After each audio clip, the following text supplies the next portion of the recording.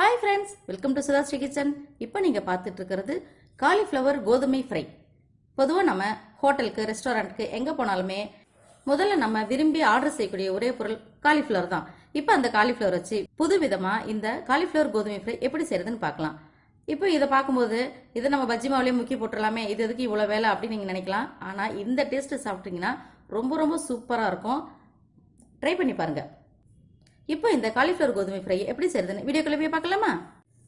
Cauliflower கோதுமை fry பண்றதுக்கு என்னென்ன பொருள் தேவைன்னு பார்த்துக்கலாம். முதல்ல காலிஃப்ளவரை க்ளீன் பண்ணிட்டு கொஞ்சம் காம்பு நீட்டா விட்டுருக்கிற மாதிரி நான் கட் பண்ணி உப்பு தண்ணியில் ஊற வச்சிருக்கேன். அடுத்தது சின்ன வெங்காயம் ஒரு 7-8 எடுத்திருக்கேன், பூண்டு ஒரு 6 பல்லு, மிளகாய் ஒரு 4, கறி மசால் பொடி ஒரு 1.5 ஸ்பூனு, உப்பு தேவையான அளவுக்கு, கோதுமை மாவு 1 கப்பு, அரிசி மாவு 2 ஸ்பூனு, அவ்வளோதான் எடுத்திருக்கேன். இப்போ முதல்ல நம்ம கோதுமை மாவை வெறும் வானலியில் கொட்டி கொஞ்சம் வறுத்துக்கலாம். இது வறுத்துட்டு நம்ம இதில் ஃப்ரை பண்ணோம்னா ரொம்ப நல்லா இருக்கும். அதுக்காக தான் முதல்ல வறுத்துறோம். லேசாக வாசனை வர்ற அளவுக்கு வறுத்தா போதும். இப்போ கோதுமை மாவு வாசனை வந்துருச்சு.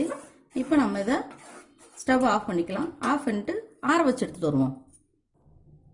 வறுத்து வச்ச கோதுமை மாவை இப்படி ஒரு அகலமான தட்டில் கொட்டிட்டேன். இப்போ எடுத்து வச்சிருக்கிற 2 ஸ்பூன் அரிசி மாவு இதில் சேர்த்துக்கலாம். அடுத்தது கறி மசால் பொடி, இந்த கோதுமை மாவுக்கு தேவையான உப்பு அதை இதில் சேர்த்துக்கலாம். கட் பண்ணி வச்சிருக்கோம்ல இந்த சின்ன வெங்காயம், பூண்டு, மிளகாய், இதை நல்லா நைஸாக மிக்சியில் போட்டு அரைச்சி எடுத்துகிட்டு வந்து அது இந்த மாவோட நம்ம சேர்த்துக்க போகிறோம். இப்போ இதை அரைச்சிட்டு வந்துடலாம். இப்போ நம்ம வெங்காயம், பூண்டு, மிளகாய் இது எல்லாத்தையும் மிக்சியில் நல்லா நைஸாக அரைச்சி எடுத்துகிட்டு வந்தாச்சு.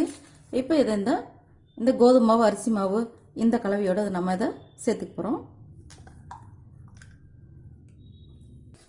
இப்போ இந்த கலவை எல்லாத்தையும் நல்லா நம்ம இப்படி பிசைஞ்சு விட்டுக்கலாம். கொஞ்சம் கொஞ்சமாக தண்ணி தெளித்து இப்படி பிசைஞ்சுக்கணும். பஜ்ஜி மாவு பதத்துக்கு லேசாக பிசையணும். இந்த மாதிரி பதத்துக்கு நம்ம நல்லா கலந்து வச்சுக்கணும். அடுத்தது காலிஃப்ளவர் தண்ணியில் உப்பு போட்டு ஊற வச்சிருக்கோம். இப்போ இந்த தண்ணியெல்லாம் வடிச்சிருவோம். இப்போ உப்பு தண்ணியில் போட்ட இந்த காலிஃப்ளவர் தண்ணியெல்லாம் வடித்து எடுத்துகிட்டு வந்துட்டேன். இப்போ இந்த கலவை ரெடியாக இருக்குது.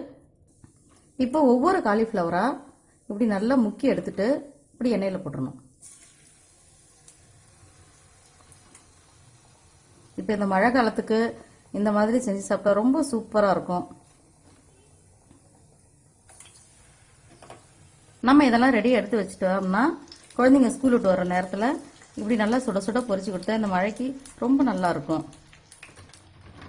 எல்லா பக்கம் படுற மாதிரி நல்லா பரட்டி எடுத்துக்கணும். இதை இப்போ சத்தமெல்லாம் அடங்கின பிறகு நம்ம இந்த காலிஃப்ளவர் கோதுமை ஃப்ரையை நம்ம எடுத்துருவோம். நம்மளோட ஈஸியான, டேஸ்டியான, ஆரோக்கியமான காலிஃப்ளவர் கோதுமை ஃப்ரை ரெடி. பார்க்கவே அழகா இருக்குல்ல? உங்களுக்கு இந்த காலிஃப்ளவர் கோதுமை ஃப்ரை பிடிச்சிருந்துச்சுன்னா சுதாஸ்ரீ கிச்சனுக்கு சப்ஸ்கிரைப் பண்ணுங்க, ஃப்ரெண்ட்ஸ் அண்ட் ரிலேட்டிவ்க்கு ஷேர் பண்ணுங்க, லைக் பண்ணுங்க, கமெண்ட் பண்ணுங்க. ஆரோக்கியமானதையே சமைப்போம், ஆனந்தமாக இருப்போம். தேங்க்யூ.